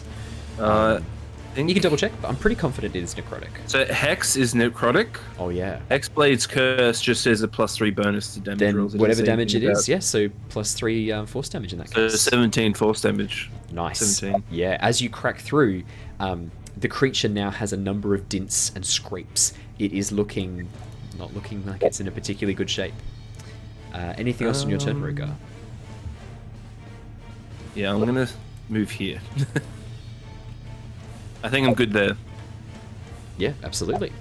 Next up in the initiative order is Mira, who is currently lying on the floor prone after taking a absolute shitload of lightning damage. But you're still alive, and but you're still even alive. if it's just a little bit. I've got blood coming out my ears, but I'm alive. Yeah. I will. Oh, actually, Mira, you went down to 0, which means I'm going to need an injury check. And the DC is the damage that you took. Oh no. So I need you to roll me a 41.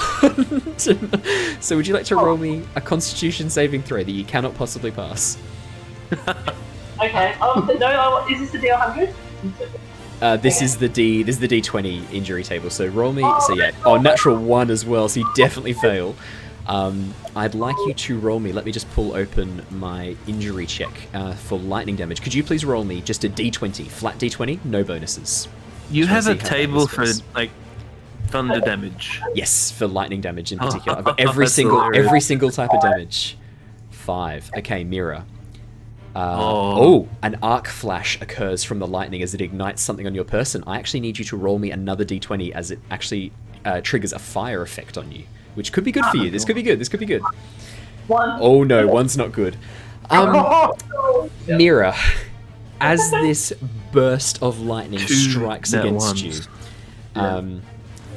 the arc of energy ignites your magic, and actually, I think it doesn't make sense that your fire side would be affected by this. Your ice side, this sudden force of fire damage, your fire side protects you on your left-hand side, but on your right-hand side, one of your eyes is burnt and scarred. You have, for the moment, you have disadvantage on wisdom and perception checks that rely on sight and ranged attack rolls.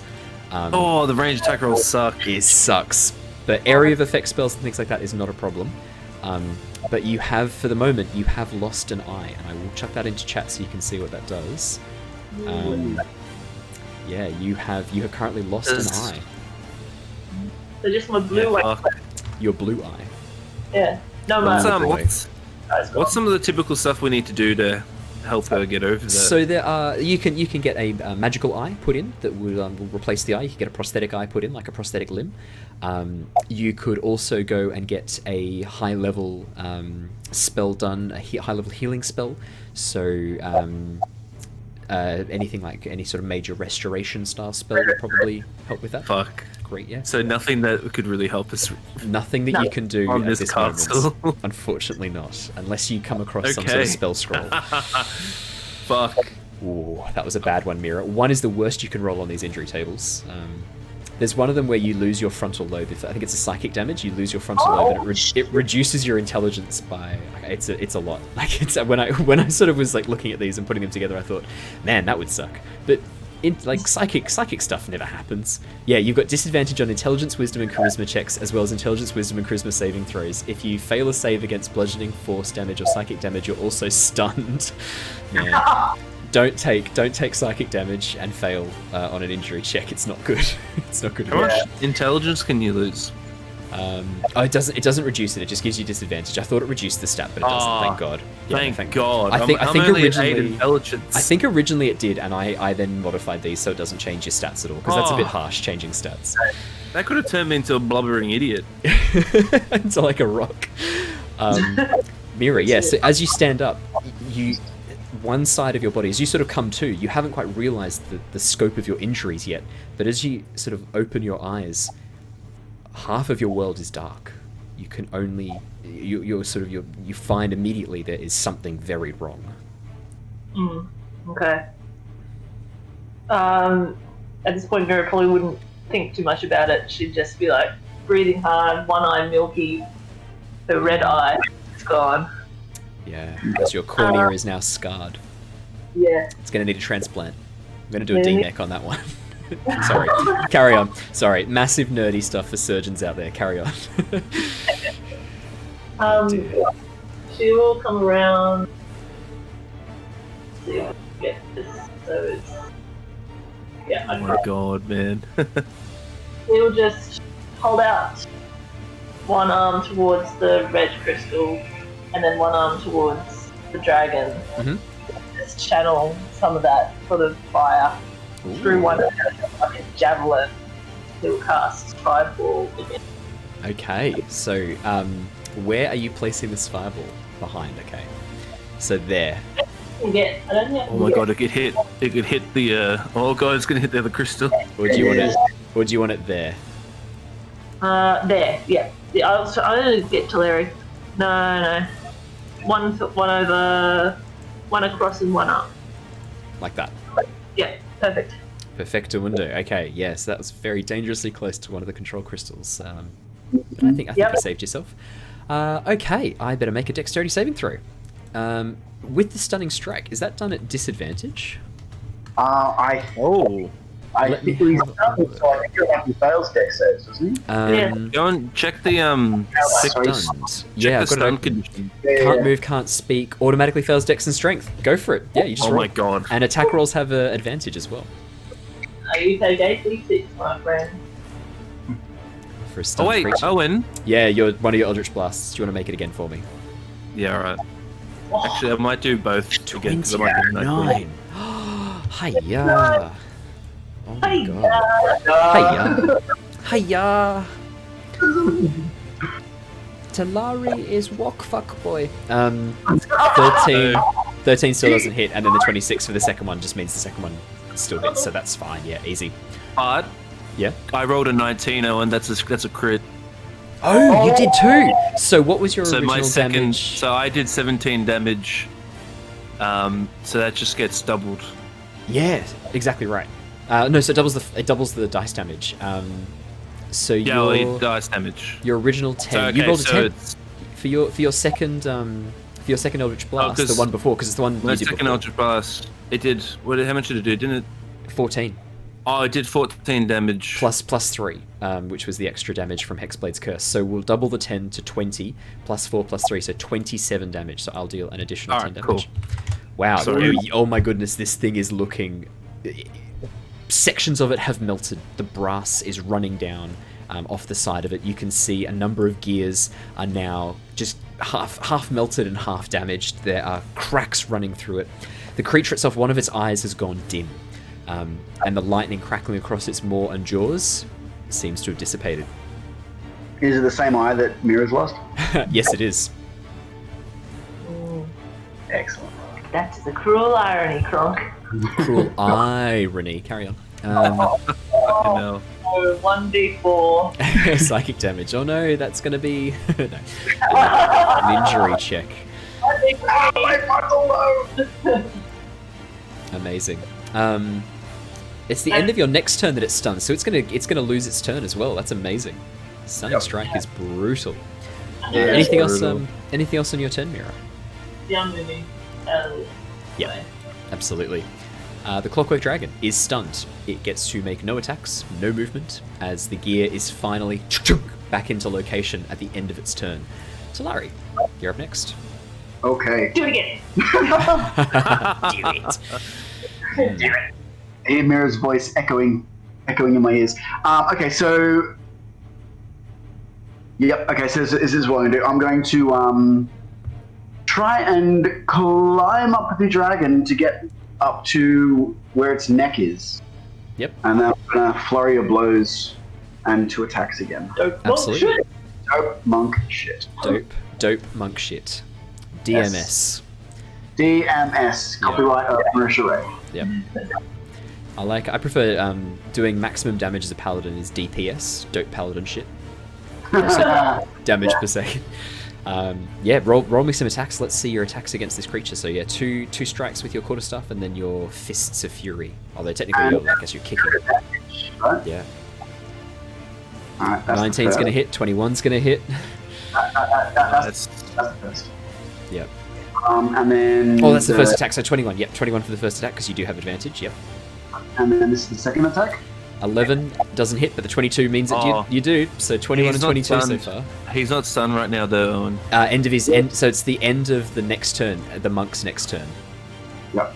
Oh, Starting- it's the monk's Starting turn? at 5th level, you can interfere with the flow of ki. When you hit another creature with a melee weapon attack, you can spend 1 ki point to attempt a stunning strike. The target must succeed on a con save or be stunned until the end of your next turn. It is so OP. Oh, wow, okay. It is beyond overpowered stunning strike. So yeah, 2 hits so far, 21 and 22. Do you want to roll the damages for that first, and then you can do your flurry of blows? Yeah. Got The a 21. feeling- Oh, also, sorry, for Yep. the last turn, I have to add 5 health points back because I misread the damage. Oh, yep, easy peasy. Oh, I'm sorry, I'd actually noticed that. I'd already done it. I don't get any health. Sorry, I'd already noticed, but I didn't say anything because we'd carried on. Yeah, cool. Alright, sweet. And so that is 5 and 10, that's 15 again. 15 damage again. Nice consistent damage. Oh boy. You watch as one of the legs falls off and begins like clawing its way across the ground in a very sort of studded fashion as it drops off the creature. All right, so that would have been. So I'm up on its neck and on its shoulders, and the first attack would have just like once like is not even like striking like like arts striking. It's just taking the stuff and just ramming it into the connection between its neck and its shoulder. Yep. Just pinging out the gears that are there. So it's just, and then that one's fallen off. So then he's going to. You know what? I'm going to do a backflip off and land where I was before. But in doing so, I'm gonna with my back legs again as I jump off. I'm going to rake up the side of its jowls. Okay. Nice. And that'll Yeah. be so that's one claw. Your, 17 hits. And the second. Oh, natural 20's gonna hit. This is gonna be very spicy, I think. So Natural 20. Natural 20. It's not doing damages. Good damage. Yeah, I did. Clicky thing. Okay. Well, the claws are 1d6. So I'll just roll. Oh god, I can hear furious typing. I love it. Oh, it's a 1. Oh, There's a 5. one. That's Alright, unfortunate. So that's for the first clause. Do you want to roll for the second clause? Yep, 1d6, and then this would plus 2, double to 4, plus 4 is 8. 8. Ooh. It's still up, but only just. So you carve off a section of the jaw. The jaw is now no longer functional as you carve off. It is just like grasping and gasping uselessly. It is now no longer stunned as that final kick sort of dislodges the gear, which then clinks back into location, and this as the dragon comes back to life again. I've popped a key point for flurry blows, and I'll do another one to make him do a stunning. To make him Absolutely. Yeah. I'll roll it again. Constitution save. 14. Oh, 14. Oh shit. So that meets the DC, so it is not stunned. Oh my god. Wow. Yes. That would have been brutal. My poor dragon would have only had one turn. Rogar, you're up next. Pretty bad. Okay. I'm just gonna go straight into it. I'm gonna Eldritch Blast it. Yeah, I'm absolutely. gonna be aiming for that the sort of gear neck that you area pulled up. again. Yep. So as Talari's done his backflip, the moment he sort of black flipped and I've sort of got a good view of the neck again, I'm gonna sort of sort of start conjuring up this sort of spectral green energy in my hands, Absolutely. moving it around and then fling it. 2 different beams sort of speeding around each other and stuff like that, and so we'll do 2 Eldritch Blasts. Do they like 23. That's gonna hit. So that's 6 force damage and 9 force damage. Mhm. And the next beam is another 23 23, again. but 10. Yeah. So 13 force damage. Yeah. They pass under Talari as he's back? Yeah. Yeah, it they goes like sort of underneath you. passed around you and stuff, and Yeah. underneath and over you. Yeah. When you're doing a backflip, it goes underneath and over. The tail is blasted off this creature. The neck damaged. It is looking like it is so close to death. And then with that, Heat metal bonus action. I'm going to bonus action heat metal. Absolutely. Let's see that damage. It's exactly Oh, lethal. Oh my god. It's exactly lethal. 4 damage is all you needed. So, Oh my god. so as all that happens, Yep. I sort of look at it, it's like huffing and puffing, and I just sort of click my fingers and go, checkmate, and then it just sort of like... The head just drops off. As the gear Yeah, it expands just- and cracks through the armor plating, the head just drops to the floor, scattering uselessly as the thing begins to fall back apart into the composite gears and wires and springs that made it up. And you are out of initiative. And I will get 6 HP back from my Hexblade's Curse. Absolutely. And I think that might be a good note to end on. I reckon. Yeah, that I is reckon. I reckon that's good. Let me put on Combat Hopeful to finish off. There we go. Perfect. I will say this as well, Owen, when you can, I'll be looking forward to the... I won't say actually what Okay. Andrew sort of drummed up. I'm looking forward to when that does appear as well. Oh yeah, no. So what I'm going to do is I'm not saying nothing. So my rules are it has to appear within the next 3 sessions if someone summons a monster. So it will be coming. All Don't right. worry. Amazing. Thank you so much, everybody who's been joining us. That was a very intense episode. That was designed for 3 to 4 of you. So you guys handled that really well by yourselves without Andrew or Simon, without Azure or Wiltix. That was really nicely done without any tank to sort of take the front line. So nice work, everybody. Yes, thanks so much everybody who's joined us. Thank you Everdoa TV and Slybadoop who came and raided us while we were going through that. Thank you everybody who's been joining us, and thank you Lucifer for spending some channel points, some of your inspiration to summon a monster, which we shall see very soon. I think next session we'll make sure we see that.